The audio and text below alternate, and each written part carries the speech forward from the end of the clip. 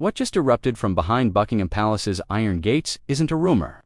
It's not tabloid speculation or a troll-fueled conspiracy trending on Twitter. It's a demand-quiet but unmistakable, sourced directly from palace insiders. It's shaking the very foundation of the British monarchy. DNA tests. Not for random curiosity, not to entertain speculation, but to determine whether Meghan Markle and Prince Harry's children Archie and Lilibet are, in fact, their biological offspring. That single, staggering question has shattered royal protocol and turned what should have been sacred family ground into a global firestorm. On its face, the idea seems unthinkable. DNA tests for royal children. This is the kind of scandal you'd expect in a telenovela or a Netflix docudrama, real life. But here we are. And the reason this bombshell is detonating now isn't just old gossip, it's what's reportedly missing from the palace archives. It's what's hiding in plain sight, or rather, what isn't there at all. You see, this didn't happen overnight. Whispers have swirled around Meghan's first pregnancy for years. First came the shaky footage of her baby bump folding strangely as she sat. Then came the side-by-side images where the size of her belly seemed to vary dramatically day to day.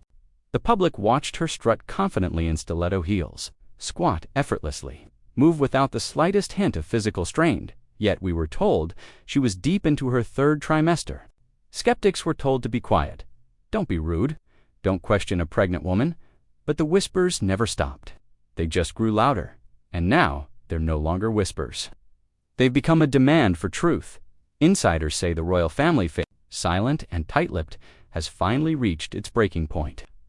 Behind closed doors, King Charles and his closest advisors initiated a full internal review. Not of gossip, but of records, timelines, medical documentation, archival footage. Meghan's pregnancy, they say, was re-examined frame by frame, day by day.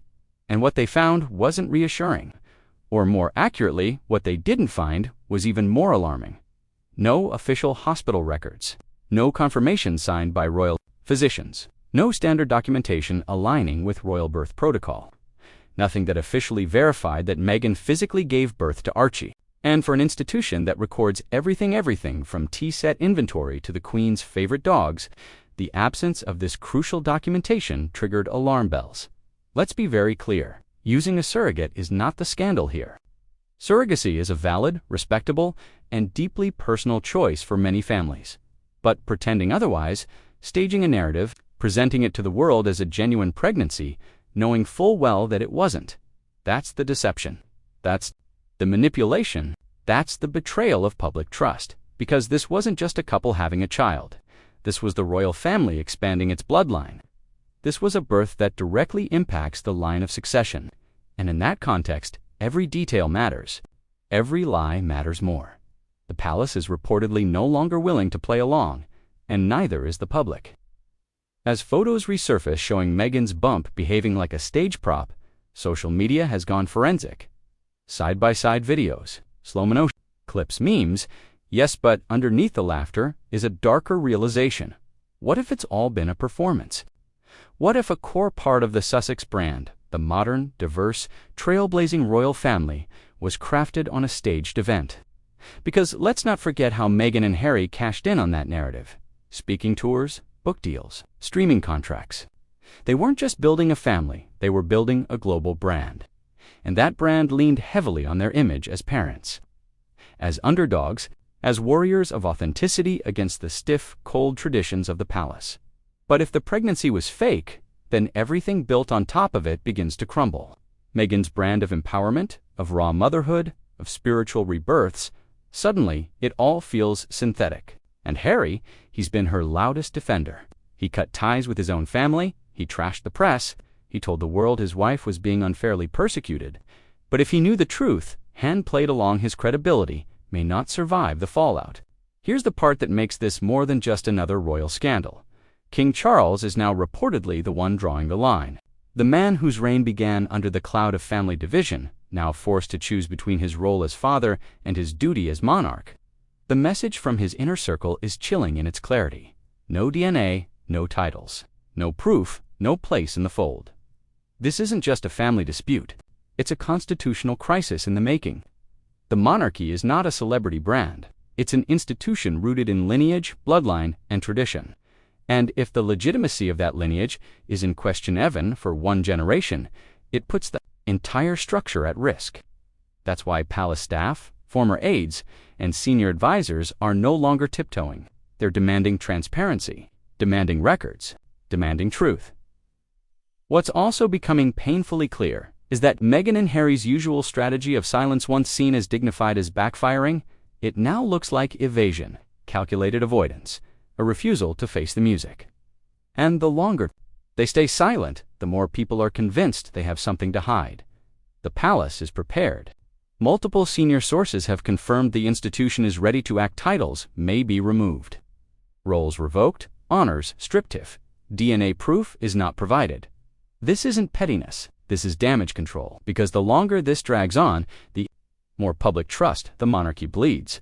Even Prince William is reportedly livid, furious at how deep this scandal has cut into the royal image. And Princess Anne, ever the stoic realist, is rumored to have labeled the entire situation a disgrace. Behind closed doors, there's despair and determination. But perhaps the most devastating aspect is how unnecessary all of this was. If Meghan had simply told the truth, whatever that truth may have been, people would have understood.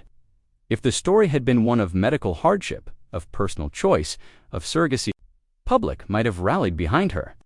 But by weaving a tale of natural pregnancy, by choreographing it to perfection, by turning motherhood into a commercialized performance, she set herself up for this reckoning.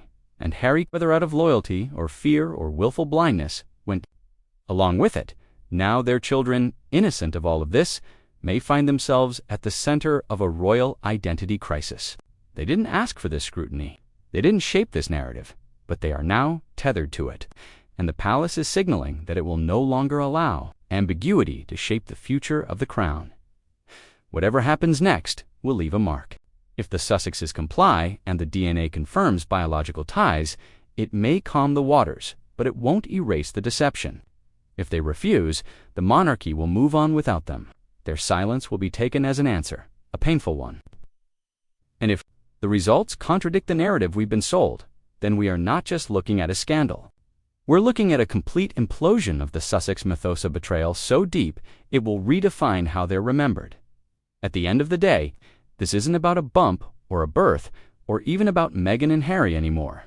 This is about truth, legacy, and whether the British monarchy can survive in an era where carefully curated fiction can no longer be shielded behind palace gates.